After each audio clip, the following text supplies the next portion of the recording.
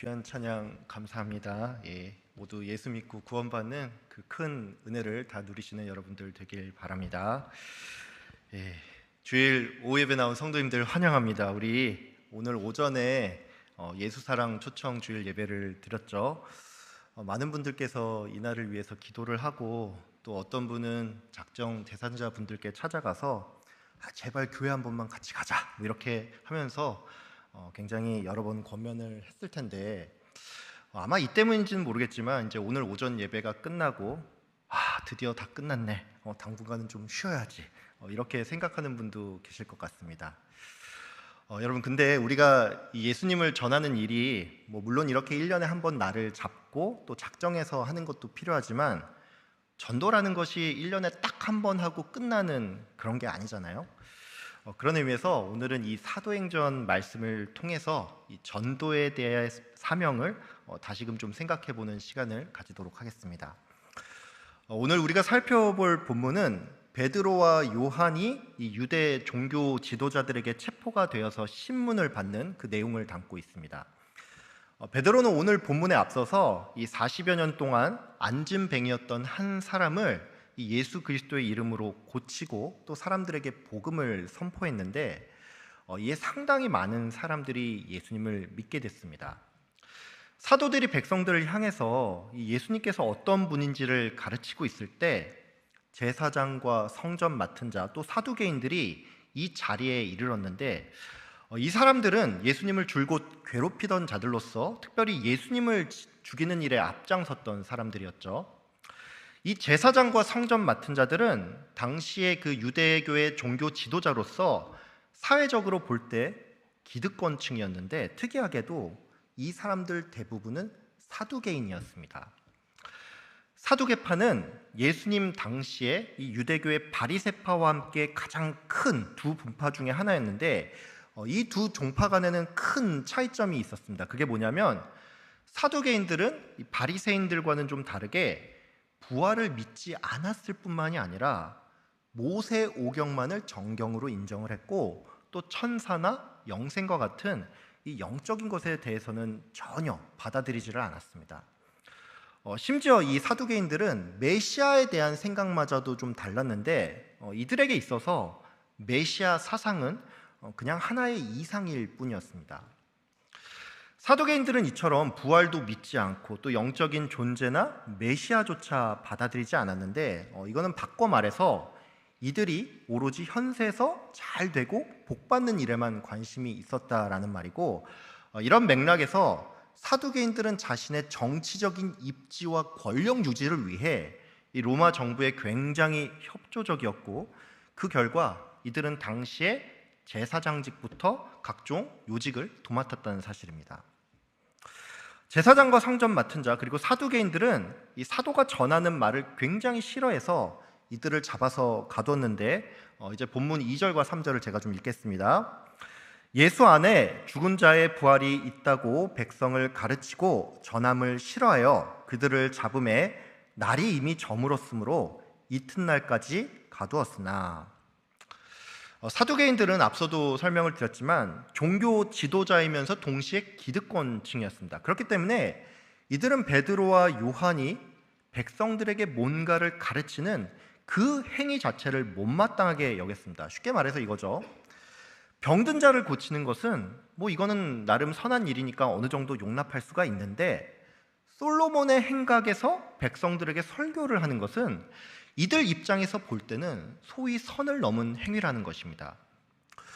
특별히 제사장의 입장에서 이 베드로의 설교는 도무지 납득하기 어려운 일이었는데 이게 왜 그러냐면 제사장은 제사와 예배를 주관하는 사람들로서 백성들에게 뭔가를 가르칠 수 있는 사람은 최소한 서기관이나 랍비 정도는 되어야 한다라는 것입니다. 그러니까 이들이 볼 때 이 사도라는 사람이 갑자기 나타나서 이 백성들에게 뭔가를 가르치는 일은 이게 오늘날로 비유하자면 교회 강단에 신대원도 나오지 않은 사람이 내가 계룡산에서 수행하다가 어느 날 꿈에 예수님이 나타났다라고 하면서 자기는 직통 계시를 받은 사람이라면서 정통 교리와는 전혀 맞지 않는 얘기를 하는데 문제는 이 사람의 말이 너무나도 유창한 나머지 사람들이 다 죄다 혹해 있으니까 이게 정말로 기가 막히고 코가 막히는 노릇이라는 것입니다. 제사장들은 방금 전에 설명드린 이유로 이 사도들의 가르침을 싫어했는데 성전 맡은 자들 또한 이 사도들이 마음에 들지 않기는 마찬가지였습니다. 왜냐하면 이들은 성전의 치안과 이 질서 유지의 임무가 있었는데 사도들의 설교는 너무나 선동적이었고 이런 이유로 폭동이 일어날 가능성이 있었기 때문입니다. 이처럼 이들은 각자의 이유로서 사도들의 말을 듣기 싫어했는데 결국 요약을 하자면 이들은 사도들이 어떤 기적을 베풀어서가 아닌 결국 그들이 전하는 이 예수 안에 죽은 자의 부활이 있다라는 이 말을 싫어했다라는 사실입니다. 한마디로 세상은 성도가 전하고자 하는 복음의 메시지를 싫어한다는 것입니다. 여러분, 우리가 조금만 생각을 해보면 알 수가 있지만 이 세상은 기독교 자체를 싫어하지 않습니다. 다른 말로 내가 직장 생활을 하든 가정 생활을 하든 또 어떤 사회 생활을 할 때 내가 단지 교회를 다닌다는 그 이유만으로 나를 핍박하는 사람은 거의 없습니다. 세상이 기독교를 거부하는 가장 큰 이유는 결국 성도가 전하는 그 말 때문입니다. 바꿔 말해서 만약에 성도가 그냥 도덕적으로 바르게 사는 일에만 관심이 있고 입을 다물면서 산다면 세상은 절대로 기독교를 욕할 일이 없습니다. 세상이 기독교에게 바라는 것은 도덕이지 복음이 아닙니다. 제가 여러분의 이해를 돕기 위해서 예를 하나 좀 들겠습니다. 여러분도 잘 아시겠지만 그 불신자들 기준에서 천주교와 개신교의 이미지는 상당히 다릅니다. 적어도 우리나라 안에서 천주교의 이미지는 냉정하게 말해 개신교보다 좋습니다. 왜냐하면 여러 가지 이유가 있겠지만 이 가장 큰 이유는 천주교인들 대부분이 기독교인과 비교를 했을 때 딱히 전도를 하지 않기 때문입니다. 저의 주변에 지금도 이제 천주교인 지인이 몇 명 있습니다. 심지어 저의 지인 중에는 이 카톨릭 대학교, 해와 있는 이 카톨릭 대학교에서 이 윤리신학을 가르치는 이제 교수면서 신부인 분도 있는데 제가 어릴 적에 이제 이 지인 중에 한 명에게 천주교인은 왜 전도를 잘 하지 않느냐 이런 질문을 하면서 이 마태복음 28장의 말씀을 들어 예수님께서는 땅끝까지 복음을 전하라라고 했는데 그렇다면 우리 또한 복음을 전해야 하지 않아? 이런 말을 제가 했거든요. 근데 그 지인은 저의 이 말을 듣고 나서 저의 이 말이 굉장히 시대착오적인 이 무례한 발언이라면서 저를 약간 좀 무시했습니다. 여러분 우리 주변에 보면 천주교인이 생각보다 없죠. 한 리서치에 따르면 이제 우리나라 인구 중에 그래도 한 11.4% 정도가 천주교인이라고 하는데 체감상 천주교인이 별로 없는 것처럼 느껴지는 까닭은 그들 중에 상당수가 자기의 신앙을 어지간해선 말하지 않고 무엇보다 나름 오랜 시간 동안 알고 지낸 사이라도 야, 너 예수님 믿어야 천국 갈 수 있어 이런 말을 하는 경우가 좀처럼 없기 때문입니다. 기독교인 기준에서 볼 때 이런 천주교인들의 모습은 마치 물에 물 탄 듯 술에 술 탄 듯 그렇게 보일 수가 있지만 세상 사람들 기준에서는 내가 듣기 싫어하는 말을 천주교인이 굳이 하지 않으니까 이게 도리어 조금 나이스하게 보일 수 있다라는 것입니다. 가끔 보면은 그 교회 안에서조차 야, 요즘 시대가 어느 때인데 꼭 그렇게 말로 전해야 해? 내가 그냥 바르게 살고 착하게 살면 그만이지 이렇게 말씀하는 분들이 종종 계시죠. 여러분 근데 이런 말은 얼핏 들으면 굉장히 세련돼 보이고 또 나름 그럴듯해 보일 수가 있지만 결국 복음이 빠진 선행은 생명이 없는 것이고 또 이런 행동은 따지고 보면 다른 종교인이나 그냥 무신론자조차도 할 수 있는 일이기 때문에 그 자체로서는 그 어떤 특별한 의미도 없습니다. 저희 교구분 중에 이제 이런 분이 계십니다. 평생 교회를 다니지 않다가 코로나 기간 중에 마음이 너무 울적하고 답답해서 이제 길을 걷다가 교회 십자가를 보고 교회를 나가야겠다라고 생각을 하고 이제 교회를 나온 분이 계시는데 이분은 자기가 교회에 나오니까 이 말로 다할 수 없는 평안이 자신에게 임하면서 자연스럽게 이 믿음이 생겼다라고 했습니다. 굉장히 특이한 경우죠.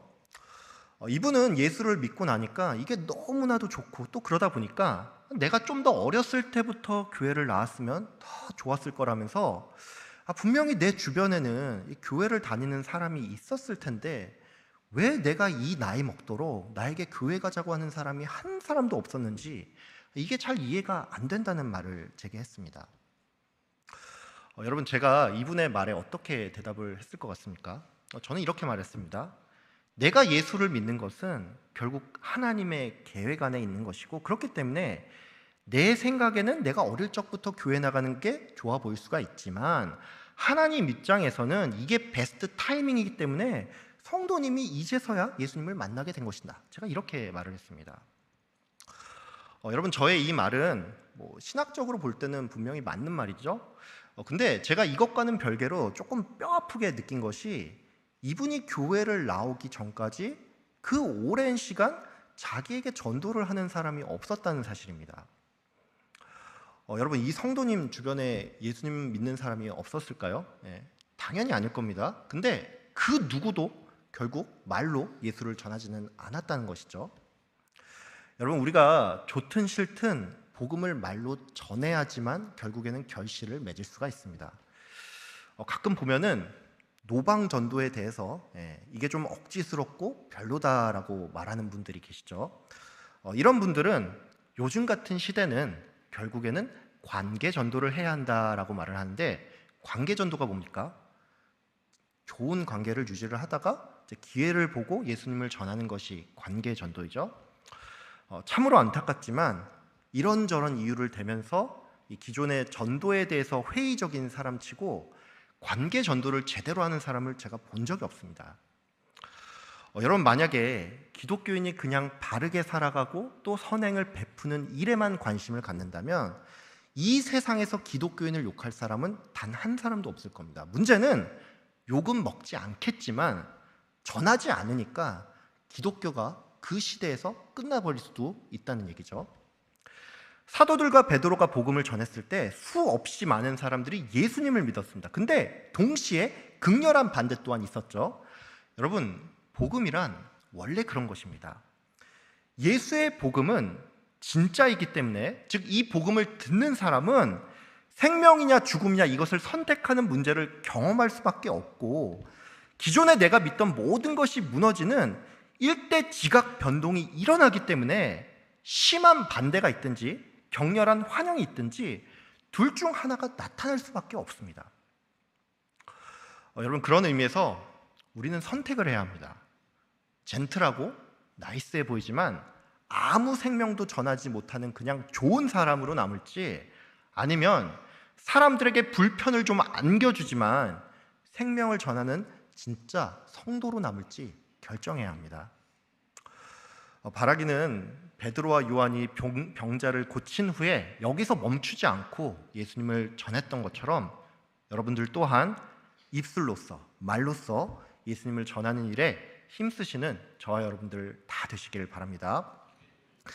제사장들과 성전 맡은 자 또 사두개인들은 사도들을 가두었지만 그럼에도 불구하고 예수를 믿는 자들은 점점 늘어났고, 그 결과 믿는 자 중에 남자의 수만 5천이 되었습니다. 남자의 수만 5천이 되었다라는 말은 자녀들과 여자의 수까지 쳤을 때 대략 2만 명 가량의 사람들이 예수님을 믿게 됐다라는 말인데, 이 2만 명의 사람들이 예수를 믿게 됐다라는 사실은 분명히 유대교 지도자들에게 있어서는 굉장히 충격적인 일이었을 겁니다. 예수님 당시의 예루살렘 인구는 학자들의 추산에 따르면 대략 6만에서 7만 정도 되었는데, 이게 무슨 말이냐면 예수님이 승천한 뒤에 사도들이 복음을 전하기 시작했고 얼마 지나지 않아서 이 예루살렘 인구의 3분의 1가량이 기독교로 개종을 했다라는 얘기입니다. 그러니까 유대교 지도자들 입장에서는 이거는 너무나 급격한 변화이기 때문에 이들은 공회를 열어서 이 일을 최대한 빠르게 처리할 필요가 있었다라는 얘기죠. 대제사장과 장로들 그리고 서기관들은 사내들인 공회를 연 다음에 사도들을 가운데 세우고 너희가 무슨 권세와 누구의 이름으로 이런 일을 행했는지라고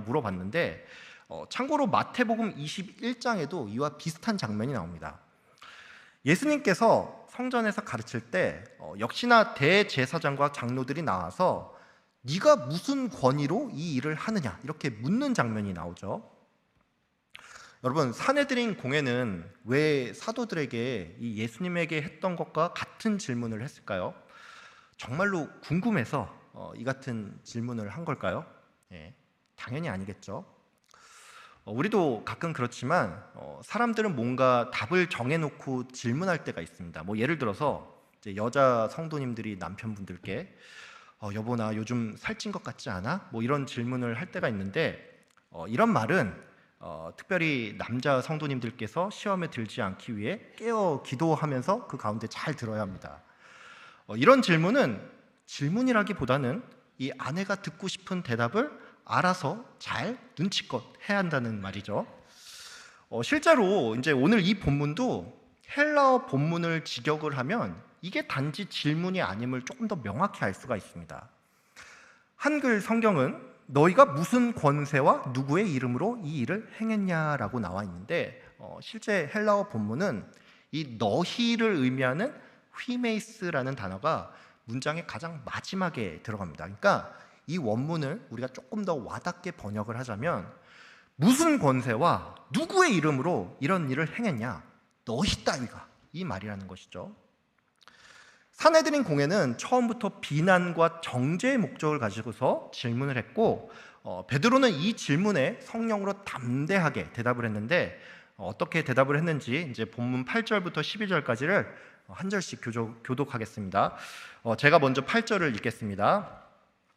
이에 베드로가 성령이 충만하여 이르되 백성의 관리들과 장로들아 만일 병자에게 행한 착한 일에 대하여 이 사람이 어떻게 구원을 받았느냐고 오늘 우리에게 질문한다면 너희와 모든 이스라엘 백성들은 알라. 너희가 십자가에 못 박고 하나님이 죽은 자 가운데서 살리신 나사렛 예수 그리스도의 이름으로 이 사람이 건강하게 되어 너희 앞에 섰느니라.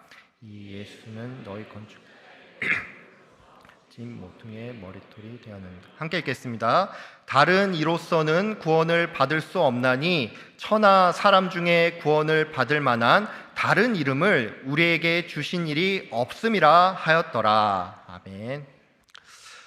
베드로는 성령의 역사하심으로 굉장히 위압적인 분위기 가운데서도 전혀 주눅이 들지 않았는데 먼저 그는 자신이 행한 일을 병자에게 행한 착한 일이라고 설명했습니다. 베드로가 이같이 말한 데는 이제 크게 두 가지 의도가 있다라고 할 수가 있습니다. 첫 번째는 우리가 일으킨 이 이적이 말 그대로 선한 일이라는 얘기고, 이제 두 번째는 그렇기 때문에 너희는 지금 칭찬은 못할 망정 뭐하러 이 일에 대해서 굳이 꼬투리를 잡느냐, 이 의미도 담겨 있다라고 할 수가 있습니다. 베드로는 이어서 너희가 십자가에 못 박았지만 하나님께서 살리신 그 예수의 이름으로 이 사람이 건강하게 되었다라고 했는데 이건 또 무슨 말이냐면 예수님께서 살아나시고 병자가 나은 것이 모두 하나님의 뜻이니 예수님을 전하는 것은 당연한 일이며 그렇기에 너희가 이 일에 반대하는 것은 부당하다는 얘기입니다. 베드로는 마지막으로 시편 118편의 말씀을 인용하여 예수님은 건축자들이 버린 돌로서 너희는 비록 예수를 배척했지만 하나님께서는 이 예수를 모퉁이 돌, 즉 만민을 구원하는 기초로 삼았음을 역설하였습니다. 베드로는 여기서 멈추지 않고 예수님 외에는 너희가 구원받을 길이 없음을 밝혔는데 이 부분은 조금 주목할 필요가 있습니다. 왜냐하면 베드로의 이러한 발언은 질문에 대한 답변이 아닌 우리를 핍박하는 너희 또한 예수를 통해서만 생명을 얻을 수 있다는, 즉 전도를 목적으로 이 말을 했다라는 것입니다. 베드로는 솔직히 산헤드린 공회가 질문을 했을 때 이에 맞는 답만 하고 말을 끝냈어도 됩니다. 너희가 누구의 이름으로 이 일을 행했냐라는 질문에 예수의 이름으로 이 일을 행했다라는 이 말만 하면 된다라는 것이죠. 베드로는 여기서 더 나아가 예수님 외에는 구원 얻을 자가 없다라는 말을 했는데 여러분, 이것이 의미하는 바는 성도의 모든 말과 행동이 예수를 증거해야 하고 특별히 나를 괴롭게 하고 힘들게 하는 그 사람에게까지 복음을 전해야 한다라는 말입니다. 여러분, 근데 이게 말처럼 쉽지가 않죠. 조금 부끄러운 얘기인데 솔직히 저 또한 이게 굉장히 어렵다는 걸 압니다. 왜냐하면 제가 직장 생활을 했을 때 조금 싫어했던 한 분이 있었는데, 이분이 틈만 나면 그렇게 교회 욕을 좀 많이 하는 사람이었거든요. 저는 그래서 당시 이 사람을 보면서 아유, 그래, 너는 그렇게 살다가 결국 지옥에나 가겠지, 이런 생각을 하면서 내가 죽었다 깨나도 저 인간한테는 복음 전하지 않을 거야, 이런 다짐을 하면서 살았던 적이 있습니다. 여러분, 이런 과거가 저에게 있는데 제가 어떻게 여러분께 여러분을 힘들게 하는 그 사람에게도 복음을 전하십시오, 이런 권면을 할 수가 있겠습니까? 여러분, 근데 제가 그럼에도 불구하고 이것을 권면드리는 까닭은 오히려 이 일이 사람의 의지로는 할 수 없기 때문입니다. 여러분, 베드로의 입장에서 한번 생각을 해보길 바랍니다. 이 사내들인 공회의 구성원 중에는 대제사장인 안나스와 가야바가 있었죠. 이들은 예수님을 죽이던 일에 가장 앞장섰던 사람들입니다. 베드로가 이 사람들을 눈앞에서 봤을 때 베드로의 심장은 어땠겠습니까? 인간적인 심정으로는 하나님께서 이들을 최대한 잔인하게 심판했으면 좋겠다라고 생각을 했을 텐데, 이들이 여전히 권력을 가지고서 자기들을 잡아다가 신문을 하고 있으니까 피가 거꾸로 솟는 기분이겠죠. 만약에 제가 이 같은 상황에 놓여 있었다면 저는 이 대제사장 무리를 향해서 이 각종 저주의 말을 쏟아냈지, 이 구원을 얻을 방법에 대해서는 절대로 말하지 않았을 겁니다. 근데 여러분, 베드로가 이처럼 구원의 길을 제시했다라는 것은 그가 자신의 힘으로 이 말을 한 게 아니라 성령께서 이 말을 하게끔 하셨다는 것입니다. 여러분, 우리가 성령 충만을 구하고 또 성령께서 내 안에서 역사해야지만 우리는 복음을 전할 수가 있습니다. 여러분, 내 의지로 복음을 전하지 못한다는 것에 너무 자책하지 마시고, 나에게 원수 같고 또 나를 괴롭히는 그 사람에게도 복음을 전하기 위해서 먼저는 성령 충만을 구하고 성령이 내 입술을 주장하여 주시기를 항상 구하시는 저와 여러분들 다 되시길 바랍니다. 사내들인 공회는 이 베드로의 답변을 들으면서 이 일이 좀 이상하게 느껴졌습니다. 왜냐하면 이들은 분명히 어부 출신이고 또 그 학문이라고 해봤자 별 볼 일 없는 수준일 텐데, 이들이 너무나 박식하고 조리 있게 말하니까 이 뭐라고 항변을 할 수가 없었습니다. 무엇보다 이들은 정말로 확실한 증거, 즉 병에서 나은 사람이 눈앞에 있으니까 딱히 더 할 말이 없었죠.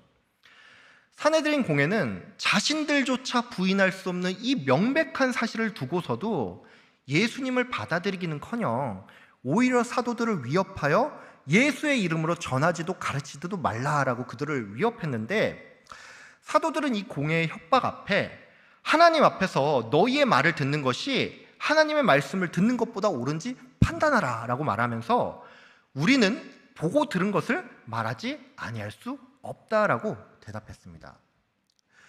유대교 지도자들은 백성들의 눈치를 살펴보고 또 자신들의 기득권이 뺏기지는 않을지 이런 세상적인 것들만 생각한 반면에, 사도들은 정말로 이 하나님의 말씀에 순종하는 것만을 생각을 했는데, 그 결과 이를 지켜본 모든 사람들이 그 된 일을 보고 하나님을 찬양했습니다.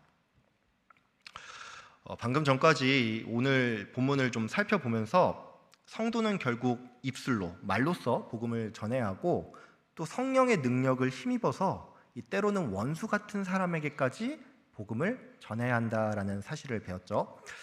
근데 여러분, 이 복음 전하는 일을 위해서 가장 먼저 선행돼야 할 게 하나 있습니다. 그게 뭐냐면 성도가 말씀을 보고 듣는 일에 힘써야 한다는 사실입니다. 오늘 본문 20절에 보면은 사도들이 사내들인 공회를 향해서 우리는 보고 들은 것을 말하지 아니할 수 없다라고 말하는 장면이 나오죠. 사도들의 이 말이 뭡니까? 사도들은 내가 본 게 있고 또 들은 게 있으니까 너희가 우리를 아무리 협박해도 이 복음 전하는 일을 멈출 수 없다라는 얘기죠. 여러분, 사도들은 뭘 보고 뭘 들었습니까? 예수님께서 수많은 이적을 베푼 것을 보았고 또 그가 가르치는 말씀을 들었죠. 제자들은 또한 십자가에 달려 죽은 예수가 부활하여 자기들 앞에 나타난 것을 그들의 두 눈으로 똑똑히 목격했던 사람들입니다. 그러니까 이들은 내가 복음을 전한다고 해서 나에게 어떤 유익도 없고 오히려 핍박이 다가올 수 있음에도 불구하고 자신들이 보고 들은 것이 이게 보통 일이 아니고 너무나 압도적인 일이다 보니까 이 복음을 전하지 않고는 도무지 견딜 수가 없었다는 얘기입니다. 여러분, 우리에게 있어서 예수의 복음이 이와 같이 되어야 합니다. 전하지 않고는 견딜 수 없을 정도로 압도적인 것이 되어야 하는데, 그러기 위해서는 먼저 말씀을 읽고 이 말씀이 그냥 무미건조한 문자가 아니라 내 안에서 살아 역사하여서 내 마음을 치고 내가 또 이거를 전하지 못하면 이 마음이 견딜 수 없을 정도로 말씀이 살아 움직이도록 성령님께 간절히 구해야 한다는 것입니다. 여러분, 성도가 보고 들어야 할 것은 성경 말씀입니다.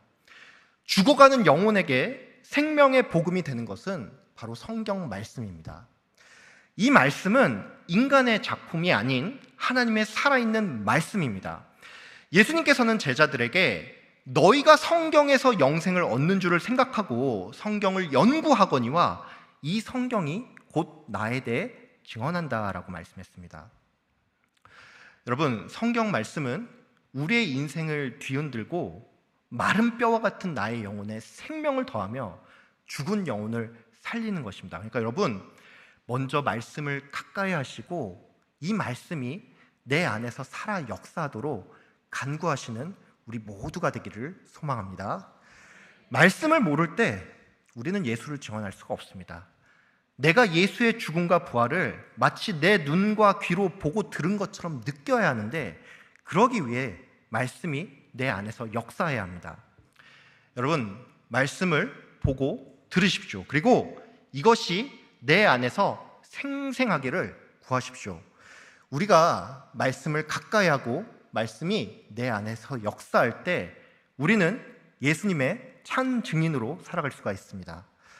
아무쪼록 이 자리에 참석하신 여러분 모두 예수 그리스도의 복음을 말씀으로 체험하시고 또 이것을 세상에 담대히 증하면서 살아가시기를 주의 이름으로 축복하며 기도합니다. 기도하겠습니다. 참 좋으신 하나님 아버지, 감사합니다. 오늘 또 예수사랑 초청 주일을 위해 또 우리가 이렇게 기도하고 달려왔는데 많은 분들이 또 이 자리에 오시고 또 예수 그리스도의 복음을 듣게 하여 주심에 감사합니다. 하나님, 바라옵기는 주님께서 그 마음 가운데 역사하여 주셔서 그냥 왔다 그냥 돌아가는 것이 아니라 예수 그리스도의 복음이 내 마음에서 계속 생각나고 그래서 예수를 찾고 그 가운데 생명을 발견할 수 있는 그런 귀한 시간이 될 수 있도록 주님 인도하여 주시옵소서. 하나님, 이를 위해서 우리가 또 기억해야 할 것이 있습니다. 하나님, 우리가 성도로서 먼저 믿은 자로서 복음을 전하는 이 일에 꾸준히 힘쓸 수 있도록 주님 저희에게 힘을 더하여 주시옵소서. 우리의 입술로서 주의 복음을 선포하며 또 나의 힘과 능력과 의지로서 이 일을 하는 것이 아니라 성령 충만함으로 우리에게 괴로운 자, 우리의 마음을 힘들게 하는 자, 원수 같은 자들에게까지 예수 그리스도를 증언하는 우리의 삶이 될 수 있도록 주님 인도하여 주시옵소서. 하나님, 말씀을 보기를 원합니다. 주의 말씀이 내 안에서 살아 역사하고 생생하게 느껴지도록, 그리하여 복음을 전하지 않고는 배길 수 없을 정도로 그 마음 가운데 말씀이 차고 넘치도록 하나님, 우리가 말씀에 집중하고 또 그 가운데 우리에게 복되고 귀한 은혜가 넘치는 우리 모두가 될 수 있도록 주님 인도하여 주시옵소서. 감사드리며 예수 그리스도의 이름으로 기도드립니다. 아멘.